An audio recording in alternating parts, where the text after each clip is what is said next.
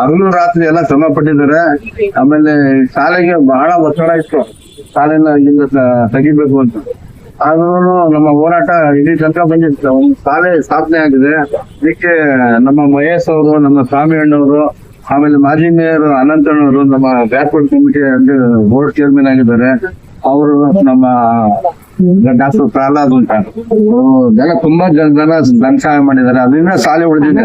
ಆಮೇಲೆ ಹೋರಾಟ ಅದ್ರ ಜೊತೆ ನೀವು ಬೇರೆ ಈಗ ಬಂದು ನಮ್ಗೆ ಪ್ಲಸ್ ತುಂಬಾ ನೀವು ಬಂದಿರೋದ್ರಿಂದ ಆನೆ ಬಲ ಬಂದಂತಾಗಿದೆ.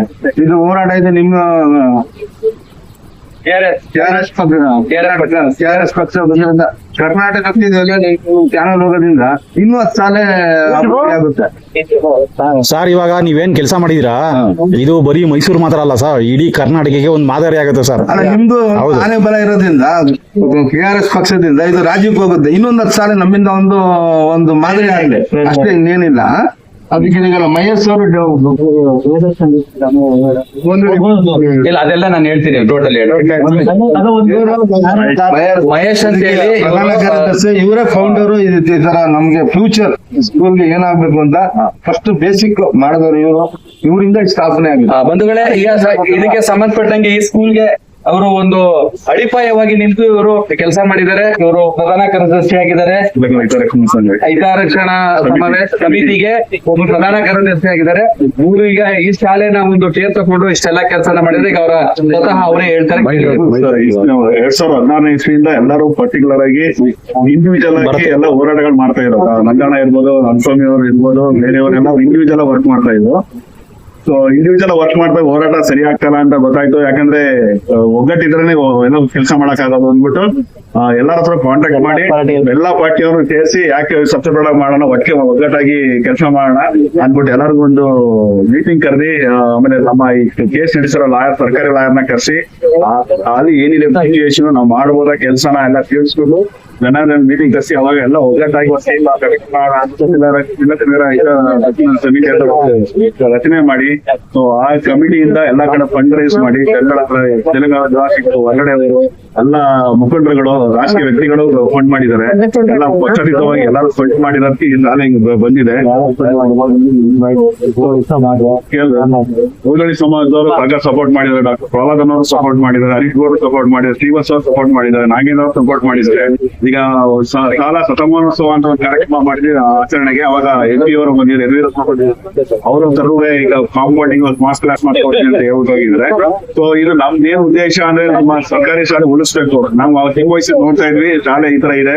ಸೊ ಹಿಂದ್ಗಡೆ ಎಲ್ಲ ಬರೀ ಏನೋ ಅನೈತಿಕ ಚಟುವಟಿಕೆ, ಗಾಂಜಾ ಇರಬಹುದು, ಡ್ರಿಂಕ್ಸ್ ಮಾಡೋದು, ಅದೆಲ್ಲ ನಡೀತಾ ಇರೋದ್ರಿಂದ ಸೊ ನಾವು ಸ್ಥಳೀಕರಿಂದ ನೋಡ್ತಾ ಇದ್ವಿ ಇದೇನು ಈ ಮೇನ್ ಕ್ವಾರ್ಟರ್ ಸಿಟೀಸ್ ಹಿಂಗ್ ಇದೆಯಲ್ಲ ಅಂತ ಅಂದ್ಬಿಟ್ಟು ಯಂಗ್ಸ್ಟರ್ಸ್ ಎಲ್ಲ ತೆಗೆದುಕೊಂಡು ಎಲ್ಲರೂ ಇವ್ರ ಹತ್ರ ಎಲ್ಲ ಮಾತಾಡಿ, ಮುಖಂಡರ ಹತ್ರ ಮಾತಾಡಿ ಒಗ್ಗಟ್ಟಾಗಿ ಹೋಗೋಣ ಅಂತ ಹೇಳಿ ಎಲ್ಲರೂ ಕೈ ಜೋಡಿಸಿರೋದ್ರಿಂದ ಈ ಶಾಲೆ ಬಂದಿದೆ. ಕೇವಲ 1.5 ತಿಂಗಳಲ್ಲಿ ವ್ಯವಸ್ಥೆ ಮಾಡಿರೋದು. ಕೋರ್ಟ್ ಕೇಸ್ ಆಗುತ್ತೆ ಅಂತ ಏಪ್ರಿಲ್ 2ನೇ ತಾರೀಕಿನ ಕೆಲಸ ಸ್ಟಾರ್ಟ್ ಮಾಡಿದ್ರೆ ಇದುವರೆಗೆ ಕಂಪ್ಲೀಟ್ ಮಾಡಿದೀವಿ. ಸಣ್ಣ ಪುಟ್ಟ ಕೆಲಸಗಳಿದೆ. ಸೊ ಈ ತರನೇ ಬೇರೆಯವರು ಮಾಡ್ಕೊಂಡು ಹೋದ್ರೆ ಎಲ್ಲ ಕಡೆ ಸರ್ಕಾರ ಉಳಿದಿದೆ. ನಾವು ಸರ್ಕಾರಕ್ಕೆ ಅವ್ರ ಜಾಗ ಉಳ್ಕೊಡ್ತಾ ಇದೀವಿ. ಕೋರ್ಟ್ ಅಲ್ಲಿ ಏನ್ ತೀರ್ಮಾನ ಆಗೋದು ಗೊತ್ತಿಲ್ಲ. ನಾವು ಅವರು ಕೆಲಸ ಸ್ಟಾರ್ಟ್ ಮಾಡಿದಾಗ ಅವರು ಬಂದಿದ್ರು, ಲಾಯರು ಬಂದಿದ್ರು. ಸೊ ನಿಮ್ದು ಏನಿದೆ, ನೀವ್ ಯಾಕೆ ಎಂಟ್ರಿ ಆಗಿರೋ, ನೀವು 3ನೇ ಪಾರ್ಟಿ ಆಗಿದ್ದೀರಾ ಅಂತ ಎಲ್ಲ ಮಾತಾಡಿದ್ರು. ಆ ಸಾರ್ವಜನಿಕರು ಮಾತಾಡೋದು ಹಿಂದೆ ಅನ್ನೋದು ಏನೋ ಡಾಕ್ಯುಮೆಂಟ್ಸ್ ಇದೆ ತಗೊಬನ್ನಿ, ಇಲ್ಲ ಸ್ಟೇಟ್ ತಗೊಬನ್ನಿ ಕಳ್ಸಿದೀವಿ. ಅವ್ರು ಇದುವರೆಗೂ ಸ್ಟೇಟ್ ತಂದಿಲ್ಲ.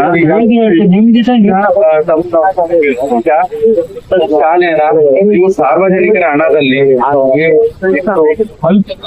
ವೇಳೆ ಅಷ್ಟು ಜನ ಸೇರಿ ಒಂದು ಶಾಲೆನ ಈ ತರ ಅಭಿಪ್ರಾಯ ಇದೇ ಸರ್ಕಾರಗಳು ಮಟ್ಟಪಟ್ಟ ಇಡೀ ಕರ್ನಾಟಕದಲ್ಲಿ ಯಾಕೆ ಮಾಡಕ್ಕಾಗಲ್ಲ?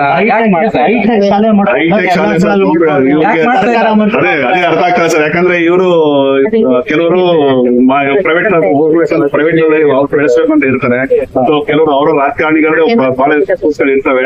ಸೊ ಆತರ ಅವ್ರಿಗೊಂದು ಸೆಕ್ಯೂರ್ ಮಾಡ್ಕೊಳ್ಳೋದಕ್ಕೋಸ್ಕರ ಸರ್ಕಾರ ಪ್ರೈವೇಟ್ ಚೆನ್ನಾಗೇ ಮಾಡ್ಬೇಕು ಹಂಗೆ ಇರುತ್ತೆ. ಅವ್ರ ಮನೇಲಿ ಬಂಧುಗಳೇ ನೋಡಿ, ಇವತ್ತು ಇಷ್ಟು ಇಲ್ಲಿ ತನಕ ನೀವು ಲೈವ್ ನೋಡಿದರೆ, ಇವಾಗ ಸ್ಥಳೀಕರೆಲ್ಲ ಇವತ್ತು ಏನ್ ವಿಷಯಗಳು ಇಲ್ಲಿ ಶಾಲೆಗೆ ಸಂಬಂಧಪಟ್ಟಂಗೆ ಮಾತಾಡಿದ್ದಾರೆ. ಇಲ್ಲಿ ಹಲವಾರು ಸಾರ್ವಜನಿಕರು ನಿಮ್ ಮುಖಾಂತರ ನಾವ್ ಏನ್ ಕೇಳ್ಕೊತೀವಿ ಅಂದ್ರೆ ಸರ್, ನಾವು ಯಾವುದೇ ಹಣದ ಆಕ್ಷೇಪ ಸಹಾಯ ಮಾಡಿದ್ರೆ ಇಲ್ಲಿ ಮಕ್ಕಳನ್ನ ಸೇರ್ಕೋಬೇಕು ಅಂತಂದ್ರೆ, ಯಾವ್ದೇ ತಂದೆ ತಾಯಿಗೆ ಒಂದು ಶಾಲೆಗೆ ಸೇರ್ಸ್ಬೇಕು ಅಂದ್ರೆ ಇವತ್ತು ಒಂದ್ ಮಕ್ಳು 2 ಮಕ್ಳು ಅವರು ಆ ಮಕ್ಳನ್ನ ಒಂದು ಒಳ್ಳೆ ಸಂಸ್ಕಾರ ಕೊಡ್ಬೇಕು, ಒಳ್ಳೆ ವಿದ್ಯಾಭ್ಯಾಸ ಕೊಡ್ಬೇಕು. ಒಬ್ಬ ಆಟೋ ಡ್ರೈವರ್ ಅಂತ ಹಿಡಿದು ಒಬ್ಬ ಮೇಲ್ ಚರ್ಚೆ ತನಕ ಅದೇ ಯೋಚನೆ ಮಾಡೋದು. ಈಗ ನಮ್ ಶಾಲೆ ಹಿಂಗಿದ್ದಾಗ ಯಾರು ಬಂದು ಸೇರ್ತಾರೆ? ಈಗ ಅದನ್ನ ನಾವು ಮಾಡಿಫೈಡ್ ಮಾಡ್ಬೇಕು.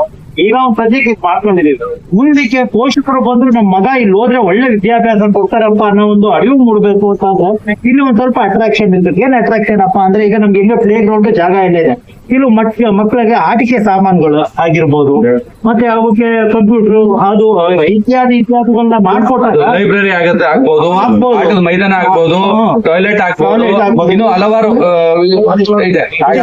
ಈ ಮುಖಾಂತರ ಸಾರ್ವಜನಿಕರಲ್ಲಿ ಏನ್ ಕೇಳ್ಕೊತೀವಿ ಅಂತಂದ್ರೆ, ಸರ್ಕಾರಿ ಬೇಡ ಬಿಡಿ, ಅದು ಸರ್ಕಾರ ಹೇಳ್ಕೋಬಹುದು, ಅವರು ಇದ್ರಲ್ಲಿ ಜುಡಿಷಿಯರಿ ಇದೆ, ನಾವು ಹಾಕಕ್ ಬರಲ್ಲ. ಆದ್ರೆ ನಮ್ಮಲ್ಲಿ ಏನ್ ಕೇಳ್ಕೊತೀವಿ ಮುಖಾಂತರ ಸಣ್ಣ ಪುಟ್ಟ 100-200 ರೂಪಾಯಿ ಹಾಕಿ ಬೇಕಾದ್ರೆ ನಮ್ಗೆ ಸ್ವಲ್ಪ ಆಟಿಕೆ ಸಾಮಾನು ಇರ್ಬೋದು, ಈ ಕಂಪ್ಯೂಟರ್ ಸೆಕ್ಷನ್ ಲೈಬ್ರರಿ ಮಾಡ್ಕೊಟ್ಟಾಗ, ಯಾವಾಗ ಸರ್ಕಾರಿ ಒಂದ್ ಮಾದರಿಗೆ ಬರ್ತದೆ, ಒಂದ್ ಶಾಲೆ ಮಾದರಿಗೆ ಬಂದಾಗ ಎಲ್ಲಾ ಜನ ಸರ್ಕಾರಿ ಶಾಲೆಗೆ ಒಂದ್ ಸೇರ್ಸೋಕೆ ಶುರು ಮಾಡ್ತಾರೆ. ಆಗ ಅವ್ರಿಗೆ ಗೊತ್ತಾಗುತ್ತೆ ಸರ್ಕಾರಿ ಶಾಲೆಗೆ ಸೇರ್ತಾರೆ, ನಮ್ಮ ಮಕ್ಕಳಿಗೆ ಏನೇನ್ ಅಡ್ವಾಂಟೇಜ್ ಸಿಗುತ್ತೆ, ಮುಂದೆ ಫ್ಯೂಚರ್ ಕನ್ನಡದಲ್ಲೇ ಓದ್ತೆ ಅನ್ನೋದು ಅವ್ರಿಗೆ ಅರಿವು ಆಗುತ್ತೆ. ಈಗ ನಮ್ಮಲ್ಲಿ ಏನಿಲ್ಲ, ಒಂದ್ ಶಾಲೆ ಮಡಿಕೊಂಡು ಹಿಂಗ್ ಕೂತ್ಕೊಂಡು ನಾವು ಸೇರ್ಸಿ ಅಂದ್ರೆ ತುಂಬಾ ಕಷ್ಟ ಆಗುತ್ತೆ. ಅದಕ್ಕೆ ನಾವೇನ್ ಕೇಳ್ಬೋದ, ನಿಮ್ಮ ವಾಹಿನಿ ಮುಖಾಂತರ ಸ್ವಲ್ಪ ಇನ್ನ ಕೆಲವರು ಆಟಿಕೆ ಸಾಮಾನುಗಳಾಗಿರ್ಬೋದು, ಮತ್ತೆ ಮಕ್ಕಳಿಗೆ ಕಂಪ್ಯೂಟರ್ ಸೆಕ್ಷನ್ ಏನಾದ್ರು ಸಣ್ಣ ಪುಟ್ಟ ಧನ ಸಹಾಯ ಮಾಡಿ ಅವ್ರ ಕಂಪ್ಯೂಟರ್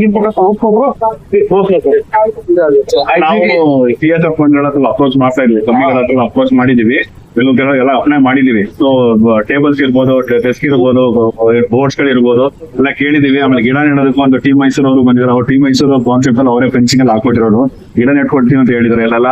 ಸೊ ನಾವು ಅಪ್ರೋಚ್ ಮಾಡ್ತಾ ಇದೀವಿ. ನಿಮ್ಮ ಕಾಂಟ್ಯಾಕ್ಟ್ ಇಂದ ಏನಾದ್ರು ಮಾಡ್ತಂಗಿದ್ರೆ ಫಂಡಿಂಗ್ ಅಂತಲ್ಲ, ಏನಾದ್ರು ಮೆಟೀರಿಯಲ್ ಗಳೇ ಸಪ್ಲೈ ಮಾಡಿದ್ರೆ ಇನ್ನೂ ಒಳ್ಳೇದಾಗುತ್ತೆ. ಖಂಡಿತ. ಈಗ ನಮ್ಮ ARS ಪಕ್ಷದ ವತಿಯಿಂದ ನಾವು ಇವತ್ತು ನಿಮ್ಮ ಶಾಲೆನ ಗುರುತಿಸಿ ನಾವಿಲ್ಲಿ ಬಂದಿದ್ದೀವಿ. ಬಂದಿರೋ ಉದ್ದೇಶನೇ ಇದು. ಇಲ್ಲಿ ಏನ್ ಅನಾನುಕೂಲ ಏನ್ ಮಾಡಿದಿರಿ, ಇಲ್ಲಿ ಸ್ಥಳೀಕರು ಏನ್ ಸೇರಿದಿರಿ, ಮತ್ತೆ ಸಾರ್ವಜನಿಕರು ದುಡ್ಡನ್ನ ಸಂಗ್ರಹಣೆ ಮಾಡಿ ಇವತ್ತಿನ ದಿವಸ ಈ ರೀತಿ ಒಂದು ಶಾಲೆನ ನೀವು ಒಂದು ಒಳ್ಳೆ ಕೆಲಸ ಮಾಡಿದ್ರೆ ಅದಕ್ಕೆ ನಾವು ತುಂಬಾ ನಮ್ಮ KRS ಪಕ್ಷ ತುಂಬಾ ಧನ್ಯವಾದಗಳನ್ನ ಹೇಳಕ್ ಇಷ್ಟಪಡ್ತೀನಿ. ಆದ್ರೆ ಇದು ಇಷ್ಟೆಲ್ಲ ಆಗಿದ್ರು ಮುಂದೆ ಯಾವ್ದೇ ಒಂದು ಅಧಿಕಾರಿ ಇರ್ಬೋದು ಅಥವಾ ಮತ್ತೆ ರಾಜಕೀಯ ವ್ಯಕ್ತಿಗಳಿರ್ಬೋದು, ನಮ್ಮ ಶಾಲೆ ನಮ್ಮ ಜಾಗ ನಮ್ಮ ಜನ ಅಂತ ಹೇಳಿ ಇವರು ಯಾಕೆ ಮಾಡಬಾರ್ದು ಅನ್ನೋದು ಒಂದಿದೆ. ನಮ್ಮ ಒಂದು ನಾಡಿನಲ್ಲಿ ಏನೇನು ನಮ್ಮ ಸವಲತ್ತುಗಳಿದೆ ಅದನ್ನ ಸರ್ಕಾರದವರು ಗಮನಿಸಿ ಈ ತರ ಸರ್ಕಾರಿ ಶಾಲೆಗಳನ್ನ ಉಚಿತ ರೀತಿಯಲ್ಲಿ ಕೆಲಸ ಮಾಡ್ಬೇಕು. ಆದ್ರೆ ಇವರು SBA ಶಾಲೆಗಳು ಇವತ್ತು ಬೇಕಾದ ಶಾಲೆಗಳೆಲ್ಲ ಇದೇ ರೀತಿನೇ ಎಲ್ಲ ಬಾಳ್ ಬಿದ್ದಿದೆ. ಆ ಶಾಲೆಗಳ ಬಗ್ಗೆ ನಾವು ಮನ್ಸು ಕೊಟ್ಟರೆ ಅವರು ಗಮನ ಹರಿಸಿ ಚೆನ್ನಾಗಿ ತುಂಬಾ ಇಂಪ್ರೂವ್ ಮಾಡ್ಬೋದು ಅಂತ ಇವತ್ತು ಈ ಸರ್ಕಾರಕ್ಕೆ ನಾನು ಹೇಳ್ತಾ ಇರೋದು. ಇಂತ ಒಂದು ಒಳ್ಳೆ ಶಾಲೆನ ಇವತ್ತು ಸಾರ್ವಜನಿಕರು ಇಲ್ಲಿ ಸ್ಥಳೀಕರು ಸೇರಿ ಈ ತರ ಒಂದು ಶಾಲೆನ ತುಂಬಾ ಚೆನ್ನಾಗಿ ಮಾಡಿದ್ದಾರೆ. ಇದು ಬಿದ್ದೋಗಿತ್ತು, ಈಗ ಮರುಜೀವ ಕೊಟ್ಟಿ ಒಂದು ಹೊಸ ಕಟ್ಟಡ ತರ ಅವರು ಮಾಡಿದ್ದಾರೆ. ಇಲ್ಲಿ ಎಷ್ಟೋ ಮಕ್ಕಳಿಗೆ, ಬಡ ಮಕ್ಕಳಿಗೆ ಇಲ್ಲಿ ವಿದ್ಯಾಭ್ಯಾಸ ಸಿಗುತ್ತೆ. ಹಾಗಾಗಿ ಈ ಸರ್ಕಾರ ಇದೇ ರೀತಿ ಒಂದು ಎಚ್ಚೆತ್ಕೊಂಡು ಮುಂದಿನ ದಿನಗಳಲ್ಲಿ ಸರ್ಕಾರಿ ಶಾಲೆಗಳನ್ನ ಇದೇ ರೀತಿ ಇಂಪ್ರೂವ್ ಮಾಡ್ಬೇಕು ಅಂತ ನಾನು ಸರ್ಕಾರಕ್ಕೆ KRS ಪಕ್ಷದ ವತಿಯಿಂದ ಕೇಳ್ಕೊಡ್ತೀನಿ. ಅದೇ ರೀತಿ ಇಲ್ಲಿಗೆ ಸಂಬಂಧಪಟ್ಟಂತೆ ಇಲ್ಲಿಗೆ ಮಕ್ಕಳಿಗೆ ಏನ್ ಅನಾನುಕೂಲ ಇದೆ, ಇನ್ನು ಏನೇನ್ ಸೌಕರ್ಯಗಳು ಬೇಕು ಅದನ್ನ ನಮ್ಮ ಪಕ್ಷದ ವತಿಯಿಂದ ನಮ್ಮ ಕಡೆಯಿಂದ ಏನಾಗುತ್ತೆ ಅನ್ನೋದನ್ನ ನಾವು ಮುಂದಿನ ದಿನಗಳಲ್ಲಿ ನಾವು ಸಾರ್ವಜನಿಕರಿಗೆ ಅರಿವು ಮೂಡಿಸಿ ಈ ಶಾಲೆಗೆ ಒಂದು ಹೆಲ್ಪ್ ಆಗೋ ರೀತಿ ನಾವು ಖಂಡಿತ ನಮ್ಮ ಪಕ್ಷದ ವತಿಯಿಂದ ನಾವು ಮಾಡ್ಕೊಡ್ತೀವಿ ಅಂತ ಹೇಳಿ ಈ ಸಂದರ್ಭದಲ್ಲಿ ಹೇಳಕ್ ಇಷ್ಟಪಡ್ತೀನಿ.